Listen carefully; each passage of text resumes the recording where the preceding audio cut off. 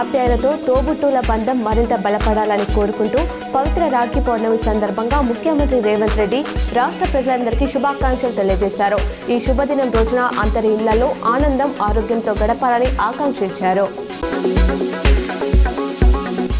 ఆదివాసీ దినోత్సవం సందర్భంగా ఆదివాసుల సంస్కృతి సంప్రదాయాలే మన వారసత్వానికి అసలైన సంపద అని ముఖ్యమంత్రి సీఎం రేవంత్ రెడ్డి అన్నారు.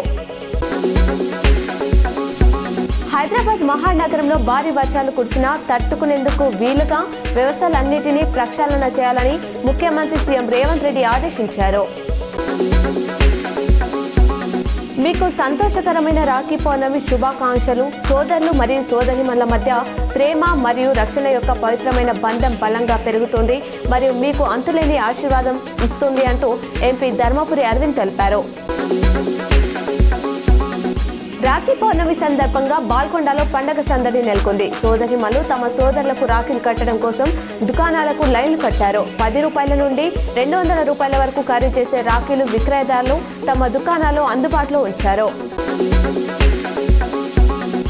డొంకేశ్వర మండలం చిన్నాయనం గ్రామంలో ఆదివాసీ దినోత్సవాన్ని అంగరంగ వైభవంగా జరుపుకోవడం జరిగింది. ఈ కార్యక్రమంలో భాగంగా ఆదివాసీ పండగని జెండా ఎగురవేసి మిఠాయిలు పంచుకొని కొమరంభీం విగ్రహానికి పూలమాలలు వేసి నివాళులర్పించారు. మాక్లూర్ 2వ డివిజన్ పరిధిలోని మాణిక్పంట గ్రామంలో ఆదివాసీ సంఘం ఆధ్వర్యంలో ప్రపంచ ఆదివాసీ దినోత్సవం నిర్వహించిన సంఘ సభ్యులు ఆకుల రవి, సుంకరి రవి, రాససాయిలు, సుంకరి శ్రీను.